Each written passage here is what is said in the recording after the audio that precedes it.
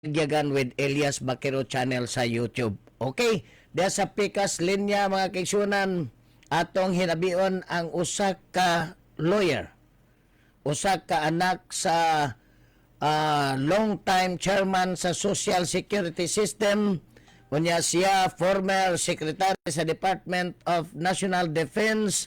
Diya sa pikas linya si former DND Secretary Gilbert Gibo Teodoro. Sir Gibo, good morning. Good morning, Idol Elias o mga kaigsunan nato sa Visayas ug sa Mindanao. Mayong buntag kaninyong tanong. First of all, Mr. Secretary, belated happy birthday. Birthday mo kaghapon. Ay, daghang salamat, Idol Elias.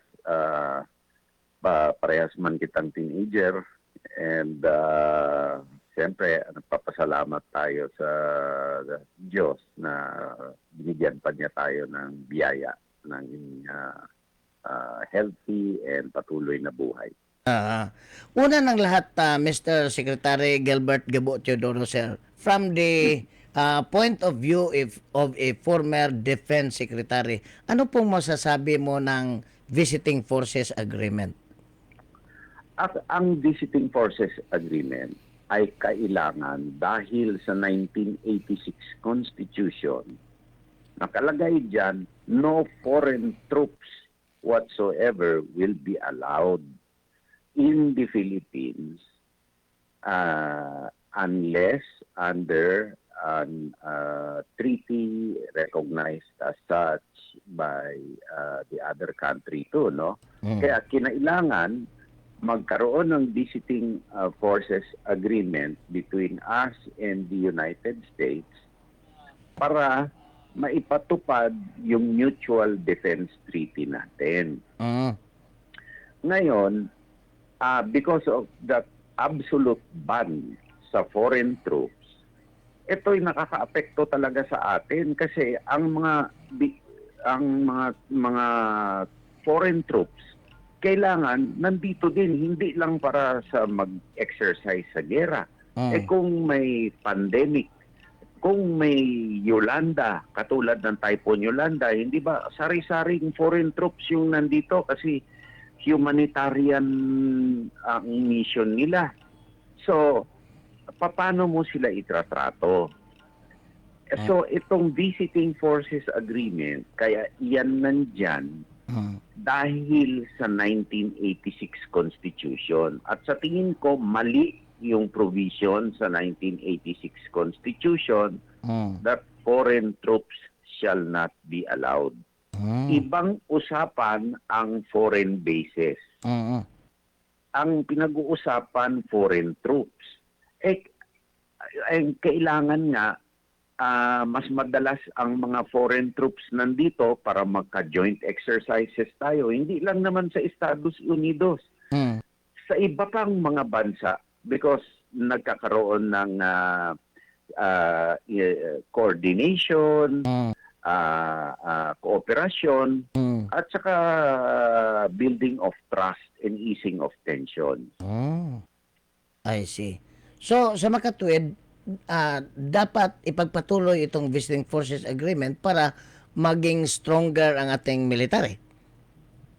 Alam mo, it works both ways. Talagang pag hindi nagsasanay ang ating military with allies natin, paano tayo mag-interoperate? Interoperability ang tawag dyan. Ngayon, hindi lang naman sa United States dapat tayo may Visiting Forces Agreement. Dapat sa iba pang mga bansa na kaalyado natin may Visiting Forces Agreement tayo. Para interoperable talaga tayo. Kung hindi, palitan natin yung provision na doon sa Constitution na banning foreign troops in the Philippines. So, paano yung, ang tanong ko, was there an agreement between the United States and the Philippines in connection? Yan ay ginawa para yung presence nila dito ma-regularize because we have a mutual defense treaty. It is our only treaty ally. Mm. na So, may mutual defense treaty. oo. Despite na ganun, kinailangan pa to comply Oo. with the 1986 Constitution na magkaroon ng visiting forces agreement. Ganun po. Now, what will happen if the Philippines will be attacked by any country? Will this mutual defense agreement apply? It does. It does. Because nakalagay dun sa Mutual Defense Treaty, an attack on the Philippines Mm. or any of its territories is a hostile act under the treaty, and the United States is mandated to come to our assistance and vice versa. Mm. So, bakit po tayo matakot na China will invade? Well, capabilities din yan. Alam mo, ayaw natin ng invasion Yes, tama. na kahit na anong klase. Kasi hindi lang naman na physical invasion or whatever. Hindi na, palagay ko, hindi na ganun ka simple Mm. ang giyera ngayon. Ang unang-unang pagklaseng giyera ngayon is digital warfare. Oh, At doon tayo dapat maghanda. tama. At doon natin dapat palakasin. Lalong-lalo na kapuluan tayo, no? Archipelago tayo. Yung interconnectivity natin through communications ay vital. Kung hindi tayo magkakaalaman kung ano nangyayari sa separate parts ng Philippines. So sa akin, ang pinaka-importante talaga is improvement at saka hardening ng ating digital infrastructure and Yun. telecommunications. I see. On the other hand, narinig ko yung interview mo with DZRH Manila na mayroon kayong something like comment on Communist Party of the Philippines? Yung kinukundina ko yung atake nila doon sa Masbate na nasabi nila mistaken identity daw, na gumamit sila ng landmine, may nabatay na inosente. Ang statement ko, simple. Ang Communist Party o ang NPA, no? Hindi Communist Party, ang pakay niyan is kumuha ng political power outside the legal system. Yan ang end nila na makaagaw ng poder at to perpetuate themselves in power. Kasi hindi ba meron yan sa other communist systems, the party is supreme. Tapos sa ibabaw ng partido may tinatawag silang Politburo or Central Committee. Yan mga yan ang mga nagdidikta kung anong nangyayari. So it is a political power grab. Kasi wala naman ideolohiya na yan eh. Failed ideologies na yan eh. Yes, totoo. Ngayon, dito naman sa Pilipinas, hindi common crimes na yun nangyayari. At saka extortion at kung ano-ano pa. Wala ng base ngayon para ipagpatuloy nila ang kanilang ginagawa. Krimen na ito. Yun. So, dito sa Bohol nga, ang sabi nila, nawala na yung kausa, kundi robbery na. Oo, Extortion. extortion na eh. So, ano po ang, do you have a suggestion on how to eradicate this kind of terrorism? Katulad din naman ng krimen yan. Kailangan talaga vigilant ang ating law enforcement officers. Number 2, kailangan talaga ng development and access. Kasi mas mahirap sila mag-operate kapag mas madaling magresponde at mas develop ang lugar. Mas madaling magresponde ang mga opisyal at develop yung lugar. At Kasi saka, hindi na sila papansinin ng tao gaano eh. tulad nung in the past decades raw na naghihirap yung mga tao, madaling ma-recruit. Pero kapag na-uplift yung living condition ng mga tao, walang ma-recruit. Walang ma-recruit. At saka ano rin, doon naman makikita ng tao ang tunay nilang ugali kasi mag-i-extort lalo. Sabi nila, Mr. Secretary Gilbert Gibo Teodoro Sir, nasasayang lang ang buhay ng mga intelihenteng estudyante ng mga university na na-recruit dahil nawalan sila ng future. Alam mo, nakakaawa din naman na palagay ko nalilinlang sila na pumasok dito dahil sa kanilang patriotismo, idealismo. Pero ang dami na nating storya naririnig ng mga dati nilang kasamahan kung anong klaseng mga abuso rin naman ang ginagawa sa kanila. So, kung dapat din may reform ang ating educational system, ma-upgrade from basic education para mas aware at mas may analytic capabilities yung kabataan na ma-discern kung anong tama at kung anong mali sa likod ng mabulaklak na salita, no? I see. Now, talking about education, what can you say about K-12? Well, yan ay minimum standard talaga worldwide, yung K-12. Nung araw pa pinag-uusapan yan, no, nasa kabinete pa ako sa education roadmap. Okay lang yung K-12, pero dapat yung content. Yung content ay dapat ma-upgrade in terms of in sciences, not only yung theoretical but applied sciences, English language skills, or foreign language skills. Kasi tayo ay kailangan may interconnection sa buong mundo, no? Being a tourism hub, services hub. Kailangan may multilingual skills tayo at diyan tayo magaling. Number 3, actually analytical skills in history, social sciences, and civics. Para hindi lang istorya o kwento-kwento o haka-haka ang ating paniniwalaan.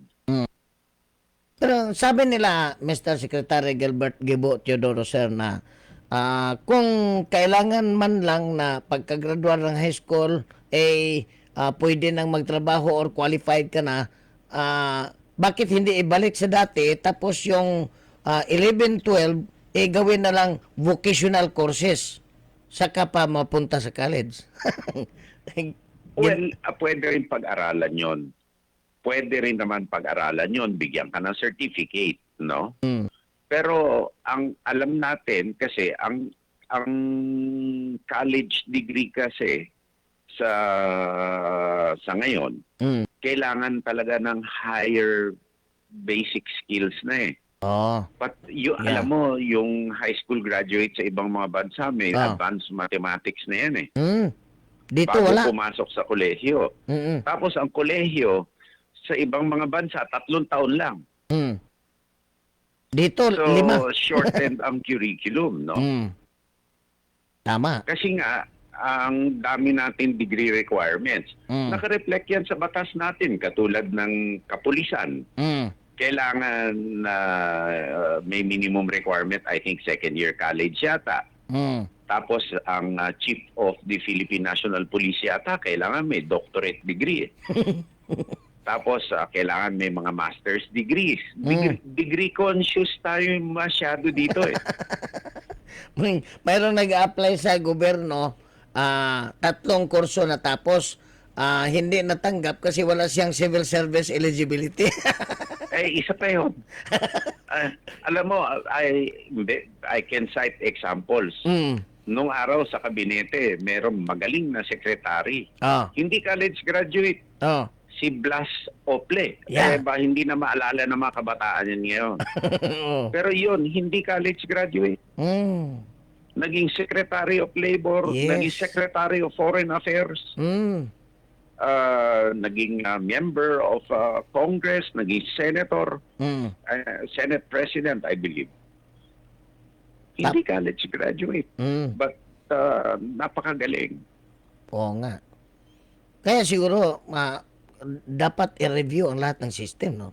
Para, Kailangan talaga may total review ng mga systems. Pero the formative thing in education is not the K-12 or whatever. It's really the content, ang laman ng basic education. sa government service raw, Mr. Secretary Gilbert Gibo Teodoro, sir, paramihan ang kurso, pero pakunti ng trabaho. Ang ano kasi sa government service talaga is the strengthening of bureaucracy. At saka paramihan nga ng kurso, pero ano ang mga courses na kinukuha nila at saan? Iba naman. We know na, let's say, technological courses at saka advanced courses, pinag-aaralan yan sa specialization institute sa buong mundo. Nung araw, nagpapadala talaga tayo for higher learning, no? Ng ating mga kawani ng gobyerno. Dapat ulitin ang investment sa ganon. Yun na nga. Oo. Kaya, Mr. Secretary Gilbert Gibo Teodoro, sir, ang next president sana, or vice president, sana is wide-minded, broad-minded, to think about what are the problems in the country. I think there are two things.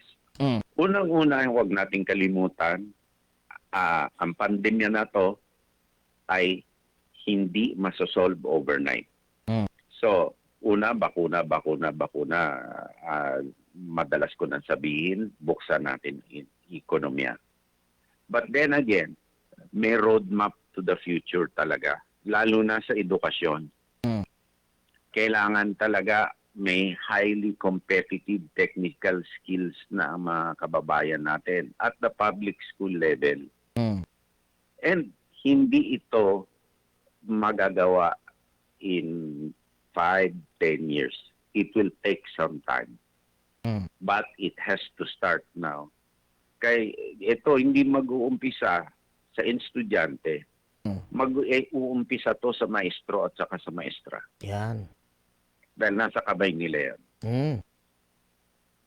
Pero ano masasabi mo sa present situation ngayon na parang ang mga estudyante ay mga parents na ang gumagawa, tapos ang teachers naka-review lang. Well, ang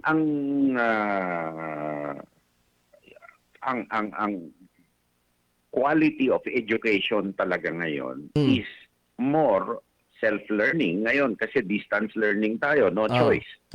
No choice. Kaya kailangan talaga maibalik ang face-to-face learning kasi meron din ibang mga problema yung hindi makasocialize ang mga estudyante at saka hindi makagawa ng group activities.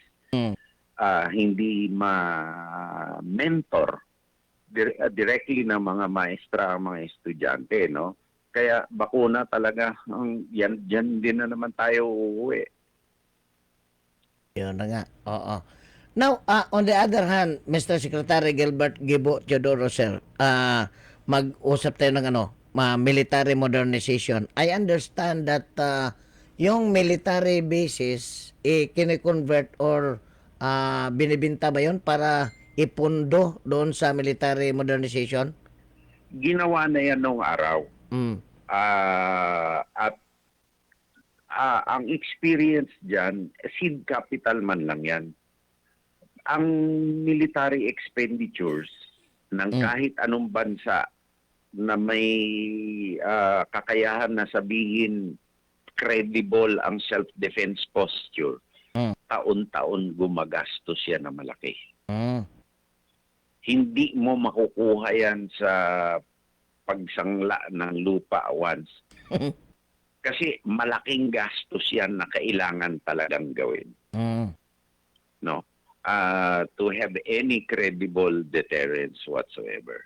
Mm. So, patuloy ito at magiging malaki ito not because nagbebenta tayo ng bases, Mm. etc. Kundi talaga naglalaan tayo ng pera Mm. para dyan. Yun, oo. So, anong assessment mo sa military ngayon? Ay, napakaswerte nga ngayon dahil tuloy-tuloy ang upgrade ng ating military. Mm. Slowly sa external defense posture, pero ang pinaka-importante sa ngayon, Mm. sa assistance to national government in transporting and delivering various services, particularly in this pandemic. Napakalaki ng assistance na ibinigay ng armed forces through their upgraded equipment. Mm. At saka yung nakasulat ako ng maraming news sa Sunstar Cebu, yung 3rd Infantry Division ng Philippine Army gumagawa ng mga kalsada at tulay, mga building para itulong. Yung engineering brigades natin nung araw, talagang doon na nakatutok. Meron silang military function. Ang military engineering brigades, may military specialties yan kasi kailangan ng combat infrastructures kung may conflict, no? Pero maliban doon, sa national development, importante din sila. Lalo na doon sa mga lugar na nung araw ay takot ang mga kontratista na pumunta dahil sinusunog yung kanilang mga equipment dahil hinihinga na extortion ng kung ano-ano. Naalala ko nga nung araw sa Basilan, ang circumferential road sa Basilan ay ginawa ng inumpisahan ng armed forces dahil nga may mga abusayap threat nung araw at saka rogue elements, no? At saka maraming kalsada sa mga liblib na mga barangay na ginawa ng armed forces. Pero na may isang natatanda na kung project ng Department of Education, hindi sila makapagpatayo ng isang building dahil ayaw ng mga rebelde. Tapos ginawa ng engineering division ng military. Yun nga ang malaking tulong nila on the soft power side, kumbaga tawagin soft power side. Kasi hindi lang naman puwersa sa tradisyonal na gera or defense ang armed forces. Kung hindi puwersa para ma-develop yung bansa natin. I see. Now, dito tayo sa yung pagbisita mo kay Inday Sara Duterte sa Davao. I understand that you offer yourself to be her running mate. Ngayon, Kung mag-decide siya. Ngayon, pag palarin at pag ng may kapal, ano po ang gawin mo if you will become Vice Ang pinakamalaking tulong ng isang vice-presidente ay maging a big picture person na magko-contribute ng mga ideya at suggestion para makatulong gumawa ng national policy at maging backstop sa isang pangulo. Kasi for example, kung ikaw membro naman ng kabinete, sa administrative lang part ng trabaho, ubos na yung oras mo. So, para makapag-isip ka ng mga policies at ideas, limitado ang oras mo. And it is also helpful na may independent observer ka na sa labas ng proseso na makako-contribute ng positive suggestions kung paano ma-improve ang administrasyon. So, kailangan ng isang presidente na ang isang cooperative vice president. Ganon. Kaya nga naman sa ibang mga bansa, boto sa presidente, automatic boto sa vice presidente. Dito lang naman sa bansa na to Oh. na pasiwalay ang boto. Mm. Now, last question. Paano yung sinasabi nilang may problema raw sa system ng COMELEC, ng botasyon? Well, yan ay dapat tutukan ng mabuti. Kasi sila ang susi sa kumpiyansa ng tao sa anumang eleksyon. At para number 1, mawala ang duda. Number 2, smooth ang eleksyon. Pangatlo, tatandaan natin, itong halalan na ito mangyayari under extraordinary circumstances. May pandemya.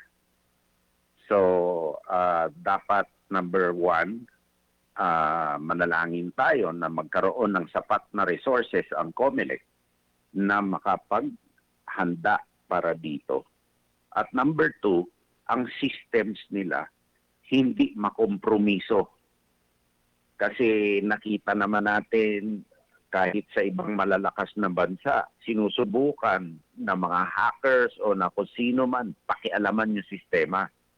Yan dapat on guard na tayo.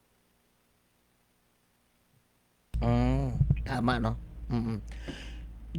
Former Defense Secretary Gilbert Gibo Teodoro, sir, bigyan kita ng pagkakataon ng iyong parting words to thousands of listeners ngayon over Yagyagan sa DORC. Ako nagpapasalamat sa lahat na bumati sa akin kahapon. Nagulat nga ako sa dami-dami na nagbigay ng good words at encouragement sa akin.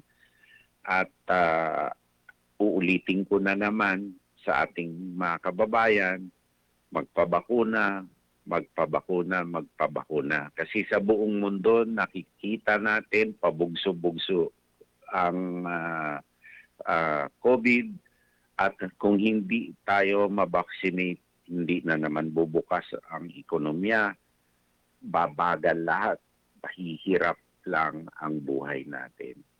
So, I wish you all good health, and Idol Elias, sa thousands and thousands mong mga listeners, I thank you once again for the interview. Thank you, Mr. Secretary. Good morning. Dagdagan mo na ako sa thousands and thousands of listeners mo. Thank you po. Thank you. Salamat. May buntag sa tanan. May buntag. Mauto si former Department of National Defense Secretary Gilbert Gibo Teodoro. Matod pa sa naunang interview niya sa DZRH Manila, sa Manila Broadcasting Company, nga iyang gi-offer ngadto ni Sara Duterte ang iyang kaugalingon nga mamahimong running mate ni Sara Duterte for Vice President. O niya, matod pa niya, kung siya mahimong Vice President, kinahanglang mo cooperate siya sa Presidente in order to come up with a very good leadership. Mga kaisunan, ay lisuan dahil sa mga radyo kay karong tataw. Mobalik ang tulumanong Yagyagan human sa komersyal alas 10:37. This time check is brought to you by ACS Manufacturing Corporation, ISO certified.